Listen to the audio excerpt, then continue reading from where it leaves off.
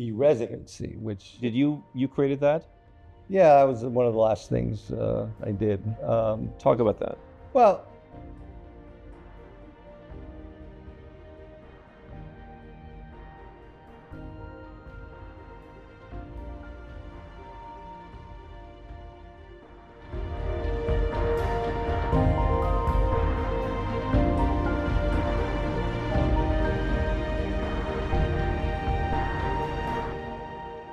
Estonia has become a model country for digitization. Taxes on a postcard, startups. We're going to talk to one of the gentlemen who helped shape it into the country it is today. He is the former president of that country, Toomas Ilves. It is good to be with you, Mr. President, here at Nomad Capitalist Live. great to be here. This is our 4-day annual event. We get together with heads of state and CEOs and other experts on global citizenship. Hope you'll join us next time. Mr. President, you grew up in and graduated from university in the United States. We've talked to other reformers in the former Soviet Union in particular who had that experience. Is there something about growing up in the US that you think shapes people and their views? Well, I think it has to do with not only growing up there, but growing up as political refugees or the child of political refugees, that you actually do not take freedom for granted the way people seem to, that you cherish it much more. And so I guess growing up, even as a kid, I was thinking about things like freedom when most people were thinking about baseball. Do you think a lot of folks in the West today, whether that's Estonia, we can call that the West, or further Western Europe or the US, do you think they increasingly take freedom for granted?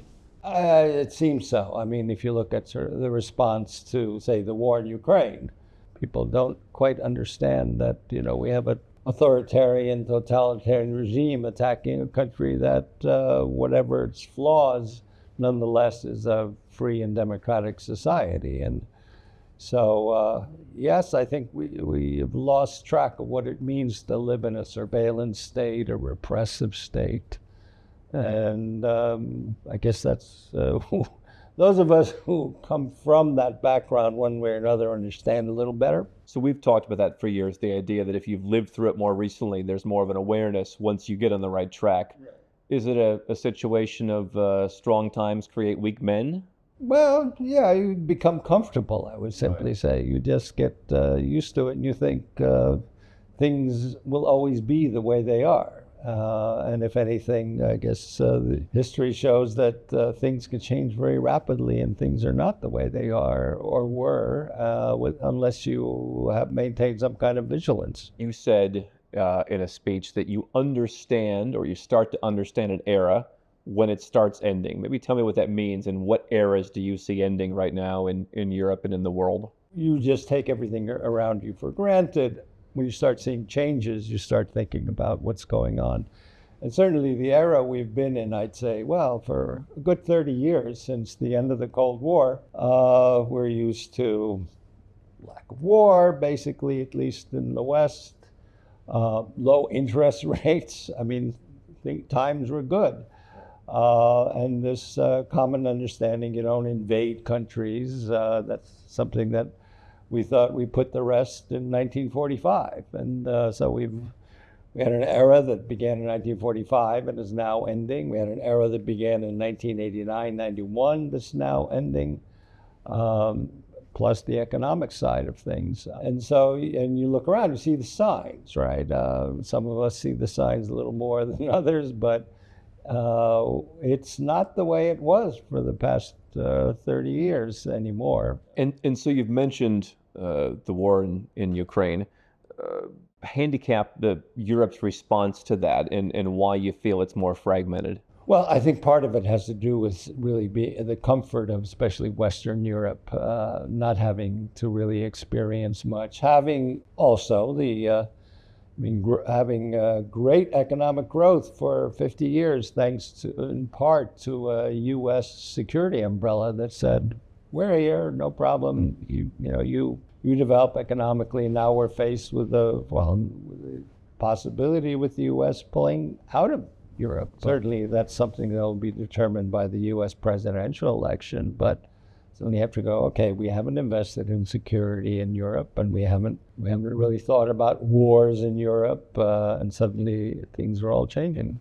Estonia and Poland, I think, are two of those that have the larger defense budgets Yeah, in NATO, right? Yeah, well, we're actually two countries that have a bigger one percentage-wise, of course, than the U.S. So when you live in a sort of near a bad neighborhood, you tend to have stronger locks on your doors and other things, right? That's What do you make of Donald Trump saying or teasing that maybe the U.S. shouldn't be in NATO? Well, you have to take what people say seriously. That's what we do. We just listen and say, okay, well, if that's going to be the case, we're going to have to worry a lot more about our security than we have in the past. I know in Ireland, I think when the war in Ukraine broke out, they said, hey, we've been neutral. We're not in NATO. I think they probably have a different opinion than a lot of countries in Europe on the Israel-Gaza issue. But there was a thought there of, yeah, we're going to have to take care of our own security. You've talked about that. What is it Europe specifically should do? And should it be a European effort? Is it something that you think is led more at the national level? How do you prepare for that? Yeah, well, I mean, when you look at get into the weeds, I mean, basically things like ammunition production, purchasing large amounts of military equipment, all those things are really very difficult to do on a single national level. I mean, maybe Germany can pull that off, and it's not doing that at all. France could do that, but smaller countries really can't. We have to combine our efforts and specialize who produces one thing, who produces another.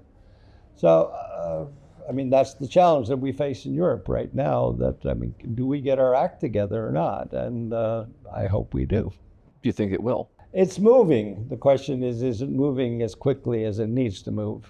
So I'm cautiously optimistic. I think that people are waking up. More and more governments are waking up. Not all of them, unfortunately, but some of them at least. I've often quoted one of Trump's advisors in the U.S. who said, we built a middle class here where we're sitting in Kuala Lumpur, in Malaysia, in Asia. And this new populist movement argues that came at the expense of our economic growth. And that's why you see more people struggling in places like the U.S. I think Western Europe, I mean, people don't feel as successful as they were back in the 70s, 80s, 90s in the West. Do you think that's fueling, we don't want to help Ukraine, or we don't want to, I mean, we're more concerned about ourselves. Therefore, hey, let everybody else who's doing better figure it out for themselves. There are a lot of brilliant minds in the 1940s, actually, whose formative experience was World War I. And they saw that, we won the war, World War I, and then we said, okay, bye. So then you ended up creating all of the conditions that led to World War II. Basically, the United States figured out in the 1940s that, okay, we need to have Bretton Woods institutions to bail out countries if they get into trouble so they don't get into real trouble. We're going to need NATO.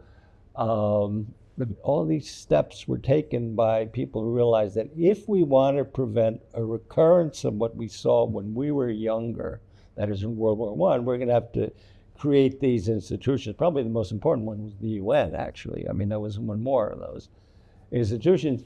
And those institutions functioned brilliantly. I mean, this was a case of the United States saying, look, we do better if the world is not in constant turmoil. We don't have to spend massive amounts of money to protect ourselves and to go fighting wars. And I think that's one lesson that's been kind of forgotten. And precisely because people got used to it. And then when times get worse, they go, well, why should we be worrying about these countries, forgetting the lessons that were learned by the people in the 1940s. Estonia is a smaller country, and so we'll talk about some of the advancements.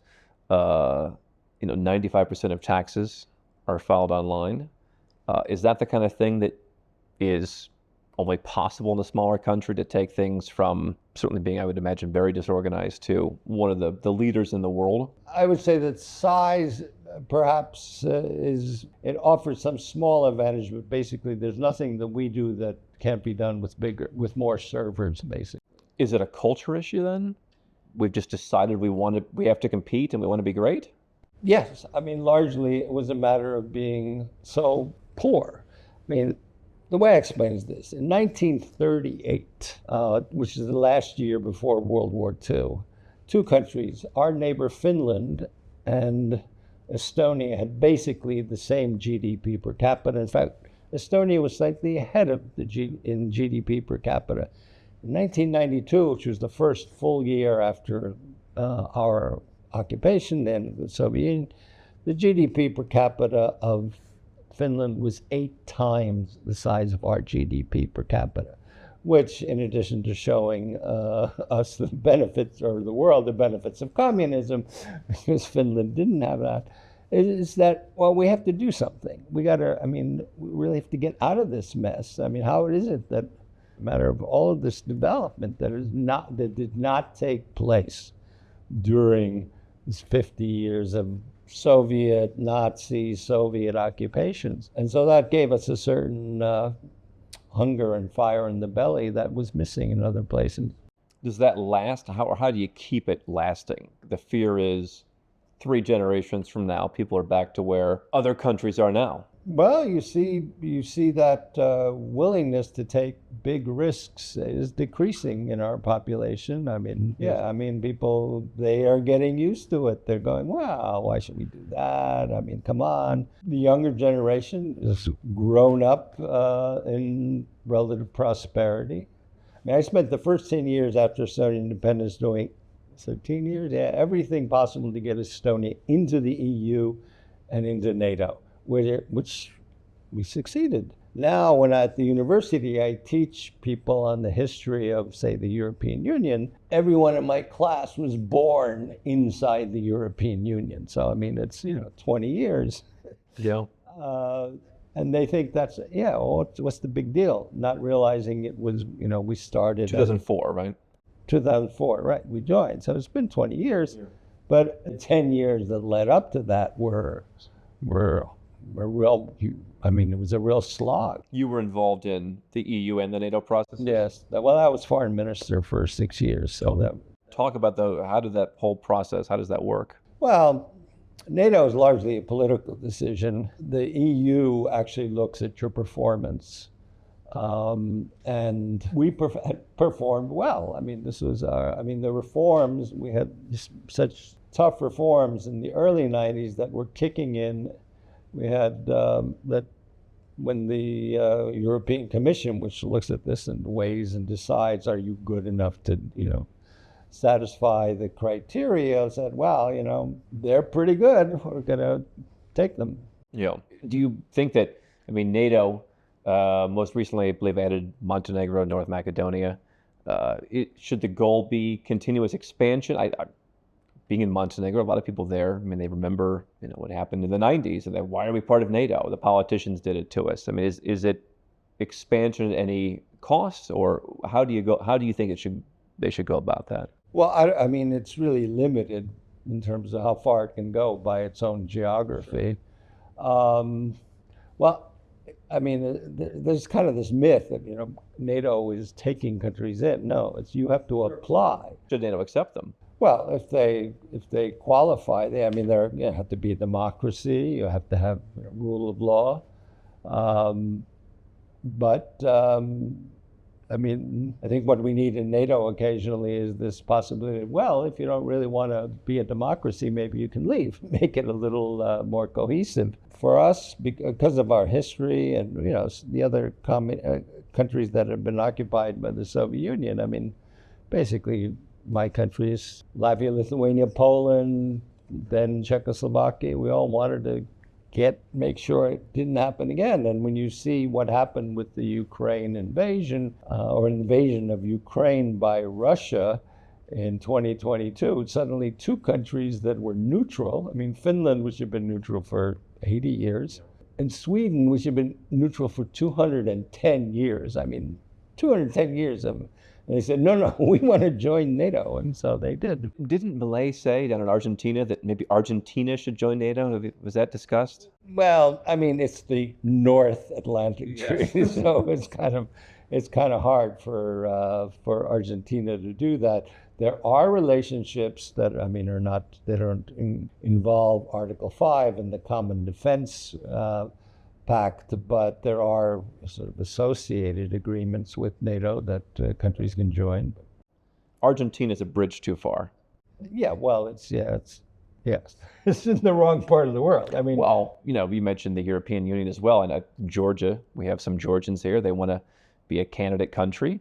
You could argue Georgia's technically not in Europe. Well, I think Georgia has other problems at the moment in terms of meeting the qualifications of democracy, free and fair elections, rule of law. I mean, that's a real tragedy. You think it's gotten worse? Yeah, well, I was very heavily involved in Georgia. I flew out there when I was president in the middle of the Russian invasion.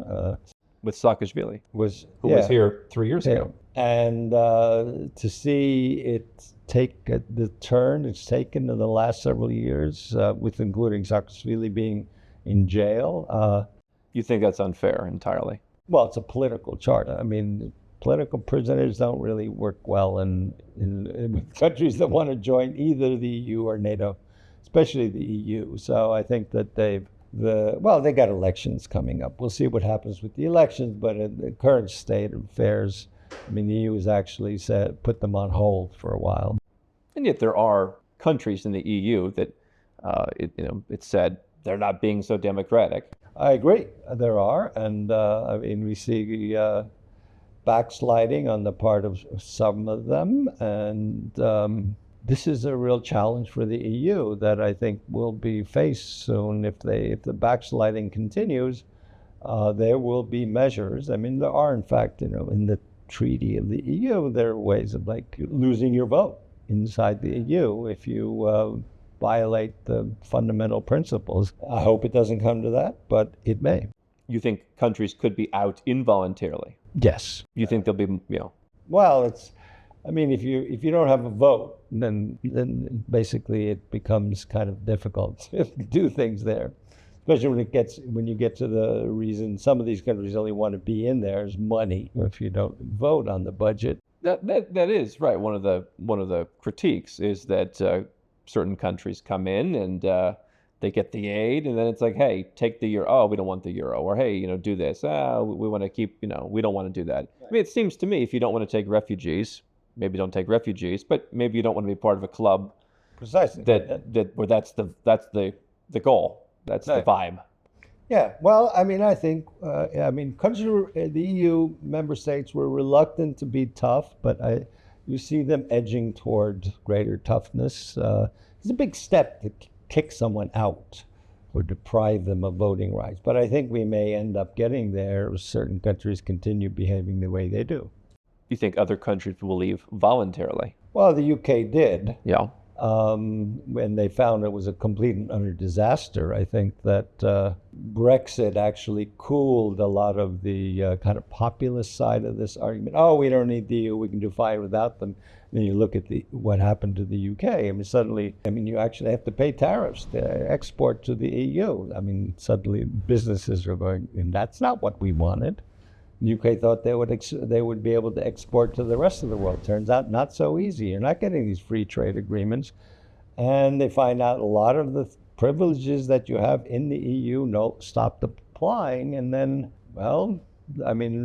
popular opinion today, the polls show that actually over 60% of people regret leaving the EU. So I think that's cool things. It was a democracy. They voted. They voted, yeah, but I think now there's buyer's remorse, right? Yeah, especially because a lot of the decisions were made based on a lot of lies about how UK was putting so much money in and getting so little out. Well, in a very primitive level that was true, but in terms of what they were actually getting, not in terms of direct payments, but rather in terms of access to markets, tax revenues based on all of that export, people realize, we're actually poor now, thanks to that. What was and what is the situation? A lot of people in Estonia, young people, used to take that ferry right across to Finland and work there for higher wages. Do you see that delta being closed? We're actually getting people coming back more than we have going out. Well, I mean, once we joined the EU in 2004, you could work anywhere. I mean, people in Finland, just because of the linguistic commonalities, Finnish and Estonia are like Spanish and Portuguese, so that made it easy. But in fact, we do not see that kind of population exit that you see in a number of other countries. I mean, in part because we're doing well. I mean, The Balkans, for example, still have some issue like that, you know? yeah, well, and I mean, in the Balkans, they're not in the EU either, right, except for Slovenia and Croatia. But we're actually feeling pretty good about emigration and immigration. You know, we have, on the one hand, our people come back. I mean, we encourage people to go study abroad because we find people have other experiences, and especially education abroad are more useful for the society as a whole. On the other hand, basically our population increased by 6% after after Ukraine was invaded, because we took in a lot of Ukrainian refugees. So it kind of balances out. Are people pretty comfortable with that in Estonia? Yeah, we are more comfortable than a number of other countries. Very supportive of Ukraine and has been one of the biggest donors of assistance, both military and non-military, to Ukraine. Again, on a proportional level, but some of it's pretty substantial. I'm not sure your thoughts on this. I know Estonia is one of the harder citizenships to get. That's one of the things we're talking about. You have to learn Estonian, I presume, not the easiest language. I don't believe dual citizenship is allowed in Estonia. Is that correct? It's by descent, I think. Right. It's technical. Yeah. I think we had somebody get Estonian citizenship by descent in the U.S. once. And yeah, I mean, you can get that. Yeah. I mean, that's sort of basically most of Europe, actually, the European Union. Curious to hear your thoughts on this, though. I mean, it's a smaller country. I imagine you're looking for creative ways to get people in. Another country in the EU, Malta, has this. They don't call it a citizenship by investment program, but you're making a donation. They give you citizenship, and I'm not sure. The European Commission now is pushing them to be done with that. That's basically led to a lot of dubious people getting. Do you think so? It has. You don't think they do pretty? I mean, it's pretty thorough checks, no? Cyprus perhaps was a little more paying. I mean, basically, what you're doing is you're paying a lot of money, and then you get citizenship. I mean, because people want to get an EU passport, and you saw that kind of dubious people. But you're gonna have citizenship. Why do you think if I wanted to go to Malta and I said, listen, I don't like being American. I don't want to be American. I went to Lithuania. I have ancestors from Lithuania. They left 2 years too early. I can't get that. I don't know where I want to live. Hey, you know what? Can I do this? I'm an upstanding person. You don't need citizenship to live somewhere. Well, but if I want to not be American anymore, I need to have some citizenship. How do I do that? I don't like where I'm from. You don't think people should have the right to do that? Now, maybe you say, hey, we don't want those people in Europe. Other countries in Europe, we don't want them here. No. I mean, basically, well, first of all, Europeans can live anywhere they want. Right. So if you have one EU citizenship, that you can live anywhere you want. Well, that if I became Maltese, I could come and live in your country, right. And maybe you don't. Maybe that's the issue. No, there are no issues with that. It was just kind of the people who were getting it. I say this is the goody two shoes of the industry. Like I maybe I'm a little bit naive to some of the flim-flammery going on, but we have a lot of good people who they'd like to be Europeans, they'd like to donate, they'd like to be contributing members of society. But you think that's not we disagree with that. That's not a good creative way to bring in revenue for a small country. Well, we do other things. I mean, we have our E-Residency, which you're talking about that. You created that? Yeah, that was one of the last things I did. Talk about that. Well, I mean, it has to do with the entire digital ecosystem we have. And if you look historically, there were always limitations on establishing a business or opening a bank account. You had to be in that country. And it's kind of like the Electoral College. It was like invented in the pre-digital era. Today, it's not only that you know who's in your country. No, you can check up on anyone. Basically do your KYC on anybody and who they are. So if they want to come here, I mean, we'll find, you have a criminal record, we'll know about it. And so you can't come in. So the e-residence program was in the mid-2010s. And was there 2016, right? 2015. Was there a criminal record check? I got one at one point. Is there a criminal record check required? They check everything. They check you through Yeah. EU and Interpol and all that kind of stuff. Yeah. Right. It was like 50 euros at the time. I think it's 100 euros. Yeah, but we have 60,000 companies. E-residents. Right. And so the idea was I can form a company without going there, which you can do at a lot of places. Yeah, But well now, but we were the first people to do that. within Europe, yeah. And then you can open the bank account. Right. I mean, not all the banks cooperated, I guess, because the central bank. But it was all designed to be done online. Yeah, I mean, there was a guy here who's never been to Estonia. He came to see me. Yeah, I opened a company. I have hired all these people and that work for me in Estonia. And I said, have you been there? Goes, no, I wish I could, but I just haven't had time. It's like, Do you like that? I mean, I think this is the modern era. I mean, we're not living in an era where you must know. I mean, you have to live in a country for the to have the checks to make sure you're a legitimate person. Right. And if we made these advances, well, actually, a better example for at least the American audience is, why do you need voter registration? I mean, I understood why you needed it in 1789, because you didn't know who was what. One of the, citizenship has two aspects to it. One of them is that if you're a citizen, you must be allowed back into your country. And the other one is you have the right to vote, at least if you're in a democracy, right? So if you're a citizen, we know you're a citizen of Estonia. Why do you have to register to vote? It seems like more of a right-wing thing where there were certain states, if you have a driver's license, you're registered to vote. And it was like, why should we make it so easy? And, why wouldn't you make it easy? I don't know. But I think that was more the right-wing view of we shouldn't make it easy to vote. Well, that may be true. I mean, it's just that I think that you should not, You just show up and vote. Well, if you're a citizen, right? Right. I mean, you just prove, if you have proof that you're a citizen, so if you have a population registry that says, okay, these are our citizens. These are other people who are not citizens but have permanent residency. So if you're a citizen, you get to vote. I mean, the idea of registration and then restricting registration, throwing people off registration rolls. If they don't vote for X number of years, you're off. We had the CEO of the AirAsia, the local airline here last night, Tony Fernandez, and everything he's saying, it's so entrepreneurial. We just did it. Why do we make it complicated? It sounds like that's a very entrepreneurial mindset that you're taking in Estonia of why is it complicated? As if these countries are just making up stuff for fun.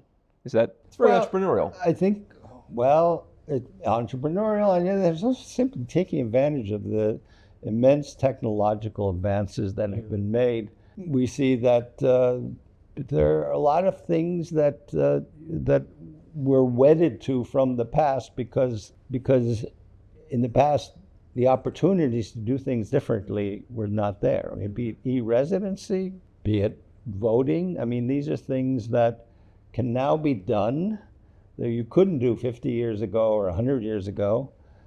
These the legacy of governance from a pre-digital era is something that we should be thinking about revising.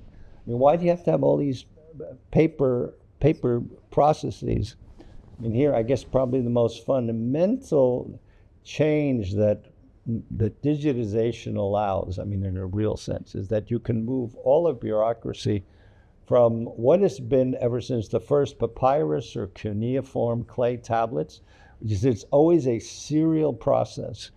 You want to apply for something, you go there, then it goes from the clerk to some other person who goes to the file and says yes, and then goes to another one. You go from a serial process to a parallel process. So all things happen at once. And the example I give, which is probably easiest, is when a kid is born, you have to go through all these things. You have to get birth certificate, health insurance, all this stuff. My country, when you're born, the hospital says, ask the mother, what's the kid's name? All right, we already know who the mother is, right? And presumably the father. And then the hospital just says, kid born this day, this time. Population registry says, oh, this name, here, this is your ID number. The ID number automatically goes out to the office that issues birth certificates. It goes to the health insurance company, kid born now on in health insurance, because we have fund municipal government based on a head count. So it goes like my little village says, "Oh, I got a new resident," which means they get more money. Right? So all happens just goes out like that. Now, in the old days, in fact, the guy who devised this part of our system actually personally said, had a kid born, Estonia in the winter is not nice.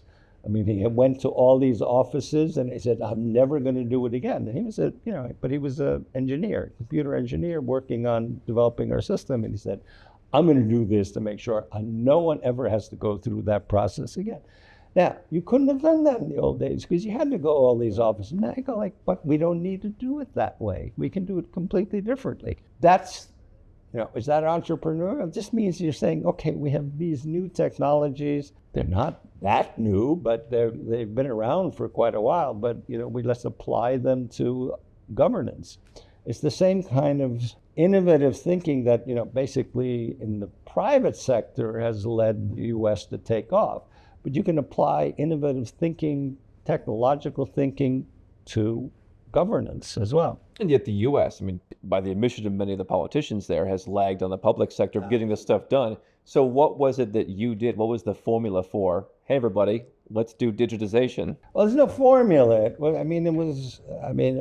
through a number of steps. I proposed in 1994, 95 that we digitize our school system, thinking that, that's how we're never convinced the 50, 60-year-olds to say, oh, digitization is great. But you get the kids, they're all if you get them in front of computers, they'll learn. It was based on my own experience from the US when I had a one-off experience, an experiment for a teacher doing her PhD in math education. He said, in 1971, I just was lucky enough to be in this little class that learned how to program in BASIC.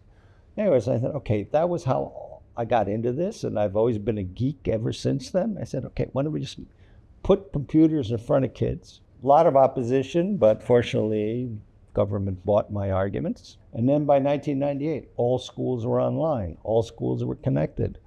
And when I left office 18 years later, I would go around to startups and I go, so how'd you get started? Why'd you doing this? And they go, I was a kid in your program. I was 15, and suddenly we got these computers and started doing this, and now I've got but what we realized with getting these kids involved, that it wasn't good enough. In order to have e-governance, you need to really be secure. And the standard thing, which you still use when you go on Amazon, which is you have an email and a password, that's not strong enough. So you need to have end-to-end encryption, you need two-factor authentication, all this stuff to basically make sure you are you. So, that was step by step. When you look at it now, it's like we started the digitization, 27 years ago, 20 years ago, 22 years ago, we went and put in this very robust system that really works. So, that's highly sophisticated and secure. And then, as we build it up, it's developed. Did Skype play some role in any of this? Well, Skype actually had a huge role from a sociology point of view, which is that, back then when we were still pretty poor, we're in this little remote corner of Europe, and suddenly these four guys in their 20s invent the voice over internet protocol, which is the basis of everything you use. Skype, but FaceTime, all those things. Suddenly, you had four kids, essentially, become filthy rich with a product that within months was known around the world.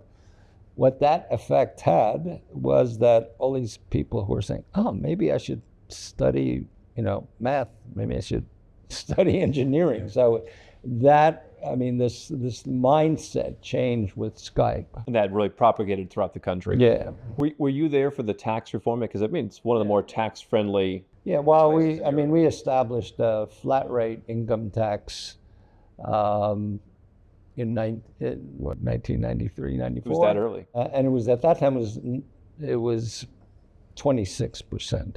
We found that digitization of taxes, you put those two together, flat rate and digitization, which makes it really hard makes it easy to file your taxes, makes it very hard to cheat.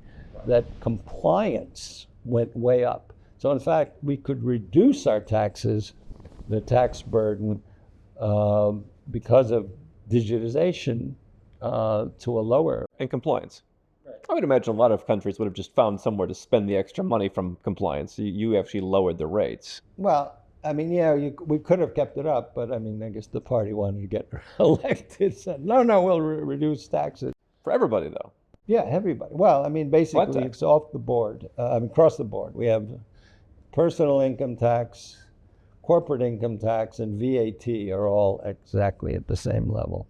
And on the corporate tax, you brought in the reinvest the money and don't pay until you take it out, basically. Right, yeah, we tax dividends. And that made a big difference in the beginning in terms of encouraging investment. Right now it's not so clear that it's, offers that much, but it's, yeah, I mean, basically. I'll bet this guy out there in the audience, I bet that's what attracted him, just from what I've seen. I mean, the idea that, if you're going to reinvest the money, why would you pay at each stage? Just build it up and you grow faster and then you take it out. Well, that was the idea. Yeah. Basically, is that if you take the money out, well, then you pay taxes. If you're going to put it into your company, you hire more people, why the hell should you pay more taxes? I think a lot of politicians could find some answers for that.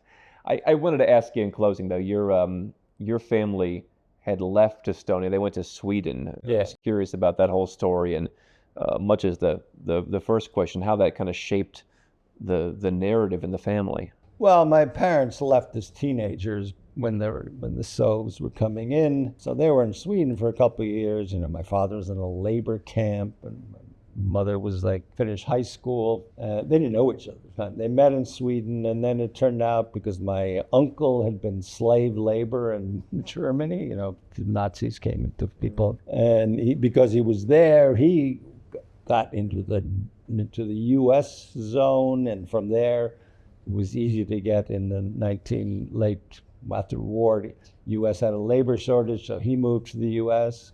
There was no internet then, so it took a couple of years to figure out that my father was in one country, his brother was in another country, so they eventually hooked up. My uncle said, well, just come here for a while, see how you like it. And my parents moved there, and they liked it and never left. You were born? I was born in Sweden. In Sweden, right, and moved to the U.S. eventually. Yeah. Well, I was a 3-year-old. So, Mr. President, good luck with the speech. Thanks for being with us. Great, thank you. Thank you.